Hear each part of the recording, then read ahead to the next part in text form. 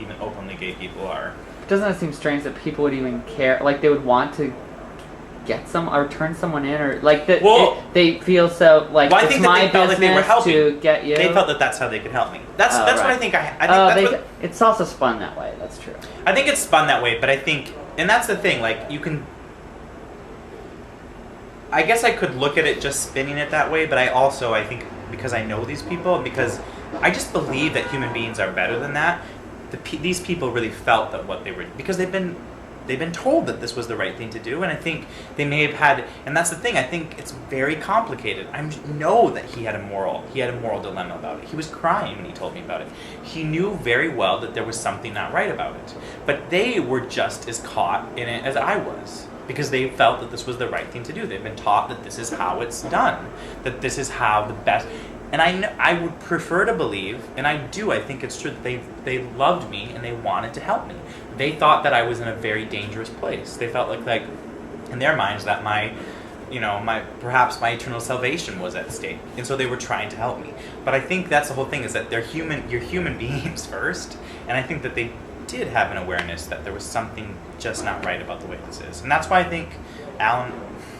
That's why I think Jacob came up and he was crying about it. Here it is as his farewell. I mean, look at his position. Here, it's the day of his farewell. You still feel awful because something tells you. Yeah, it's the day of his farewell. It's the day of his farewell. He's going to bear his testimony to all the important people in his life about this work, and he knows that he's really hurt somebody, probably because he thought what he was doing was right, and it probably could have been done differently. But I mean, there's whatever. The conflict too, like. So that's kind of how I look at it.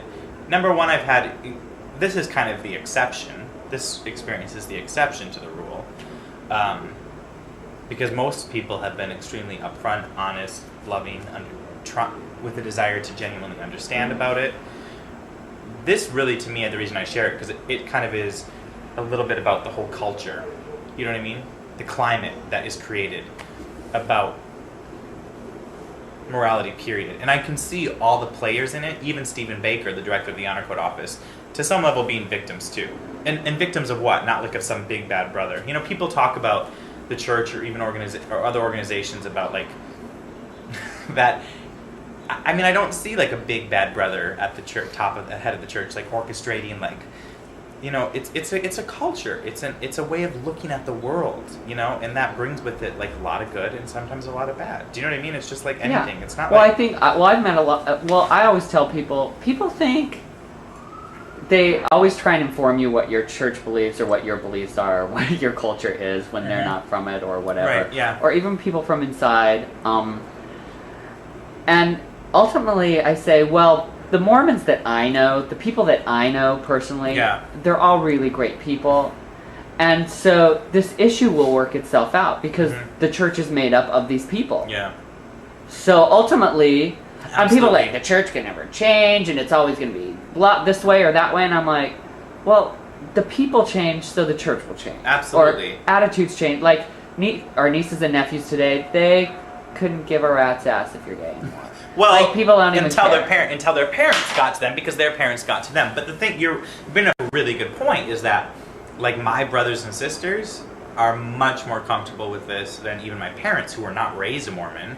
And I think my parents who were not raised Mormon are like 1,000 times better than a lot of people's parents who were raised Mormon. And now when I talk about it like this, it puts a really negative spin on being raised Mormon. That's not what I'm trying to do. I'm saying that people do go through hard. People go through hard times, and I want to make sure that people understand that I do recognize that my experience is not the norm.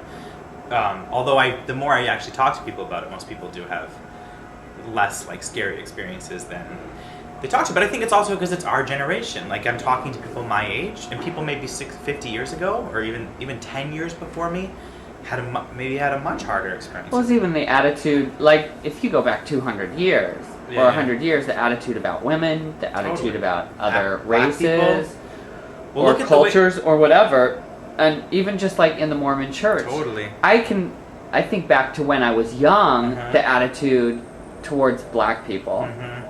As to now, it's completely different. That's just in my little tiny short lifespan. Yeah. And even though you can read stuff and people will say that it wasn't, you know, they're like, oh, the church has always been open, the church has always been blah, blah, blah. No, but Oh, you're so like, much racism. I knew all these people. That I've seen people's attitudes completely change over, 30 years. And that's the thing that I think is interesting, because even in my life, I've seen the attitude to homosexuality change too. And racism is a really interesting thing, because that's another thing that critics of the church will always say. Well, they got rid of polygamy because, which is a whole other issue, but they got rid of all of a sudden in 1978, blacks could have the priesthood, and as if, and you can fight with people all you want about this. People will see it how they want to see it. But to me, that's not so indicative of a big brother mastermind, leaders of the church saying, "Oh, how are we going to expand into Africa?" It's the fact that by 1978, most of the people in the church were have been raised in America in a they're culture. Uncomfortable with they're that. This is not really in their minds. We're thinking, no, it's not right. It doesn't make sense that my fellow citizens who happen to be of African descent cannot have the priesthood. Right. Should not be our equals in the gospel. That's what it was about. I mean, for me, that's so clear that when they talk about Spencer W. Kimball, who received the revelation, pondering about it, that's because he was raised in a country, and I have every reason to believe that he was a good, decent man who was raised in a country that when he was a kid, there was tremendous racism, and but leading up to the 60s and in all the civil rights movements, there was a momentum, there was a culture changing, a culture supporting the idea of equality that he was a part of, and that the whole body of the church was a part of.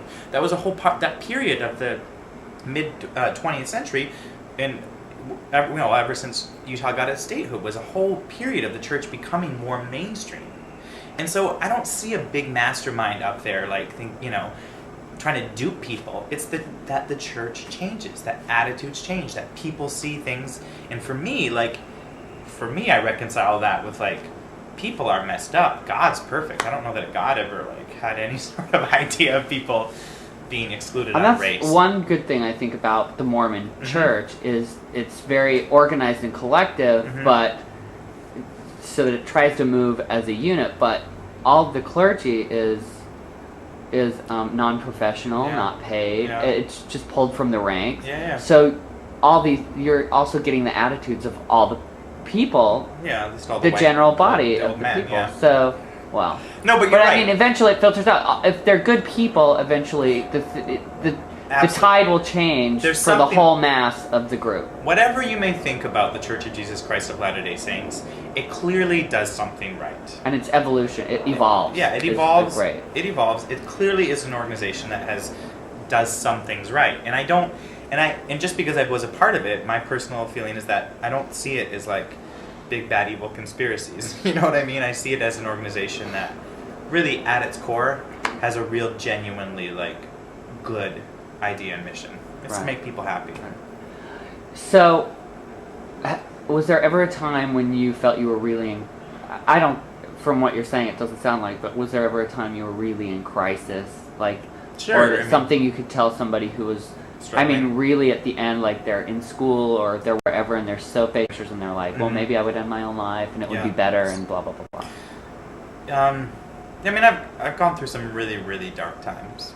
And it wasn't all just about my sexuality and the church. A lot of it was, but I've gone through some really dark times. And I still go through dark times. They're much better now. And I will say that those dark times got a lot better, and I became much happier, much more comfortable when I was able to make the choice that... The biggest thing I realized was that if I did make the choice to,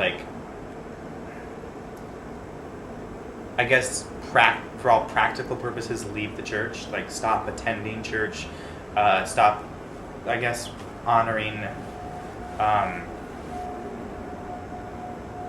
the idea that in order to be righteous, in order to be right with God, I had to live a celibate life or be married to a woman. When I let go of that and I began to allow myself to consider other options, and I don't want to just say explore my sexual identity in sexual terms, but to explore my sexuality in the full range of what that means, things got a lot better, for me personally.